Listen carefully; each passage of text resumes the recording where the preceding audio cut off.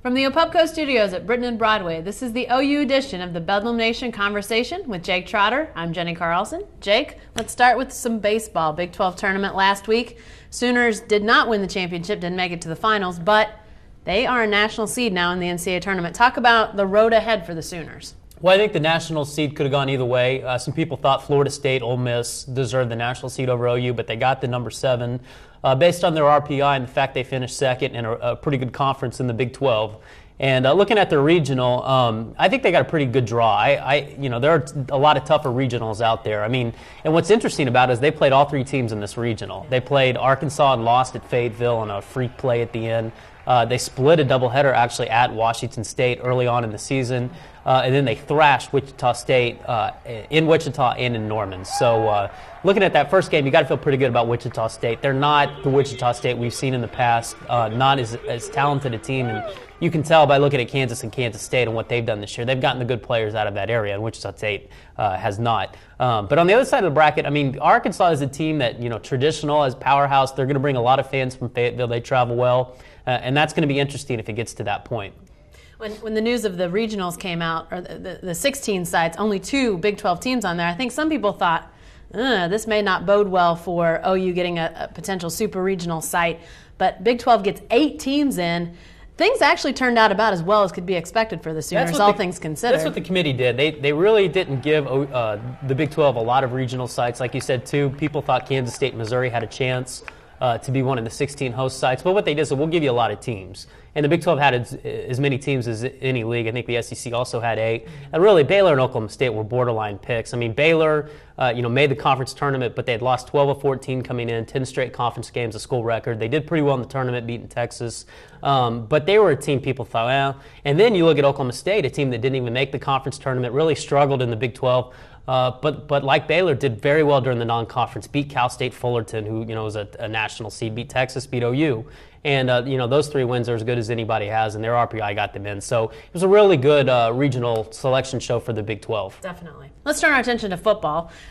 You wrote on Monday in your OU Insider about the linebackers, specifically the junior college transfer linebackers currently on the roster with the football team, who Oklahoma's had a tradition of having good junior college linebackers.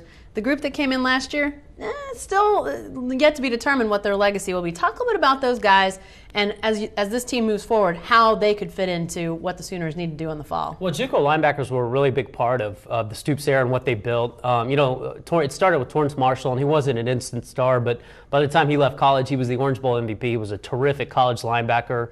They had Lance Mitchell, who came in and was the Big 12 newcomer of the year. They had a couple other guys come in and start, but really started to, people maybe lost faith in the process when Mike Reed came in. So highly touted, never really became a factor, and then had to transfer to Central Oklahoma. He had some off the field issues with his family. And then you have Mike Ballaghan and J.R. Bryant come in, and they weren't really, instant impact guys either. And so, people are starting to wonder, JUCO linebackers, is that really the way to go? But looking at the spring game, and maybe the way Ballaghan played, in the Big 12 title on the national championship, he played pretty well.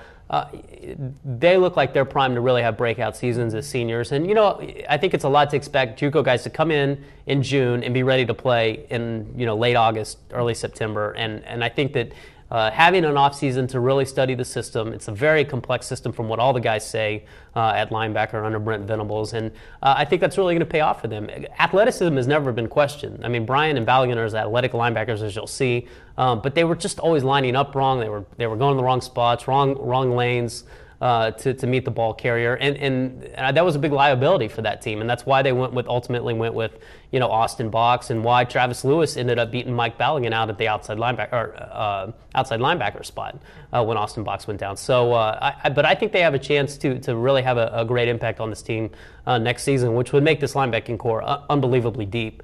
When you factor in the 3 incoming freshmen that were there in the spring, Ryan Reynolds, if he can even get halfway healthy, Austin Box. And then Travis Lewis and Keenan Clayton were all conference caliber players last year. Yeah.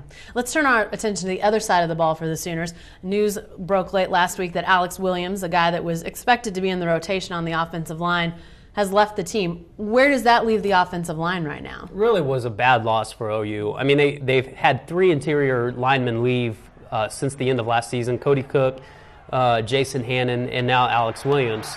Their depth has basically been decimated.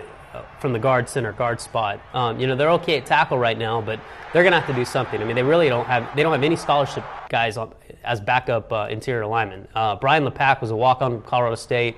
Is like a scholarship guy. He's pretty good, and he had a really nice spring, and they feel confident in him. But he's having to back up Ben Habern at center now, so they don't have any backup guards. And they're really one injury away in the middle from being in a lot of, in some trouble. They're going to count on Tavares Jeffries, junior college transfer, to come in and play a significant role. But again, if you're relying on a JUCO to come in and play a significant role, as we've seen, all across college football, that's kind of a 50-50 proposition at best. Yeah, well, we know you'll be following that as well as the rest of the Sooners. Stay with the best coverage team anywhere at newsok.com and every day in the Oklahoman.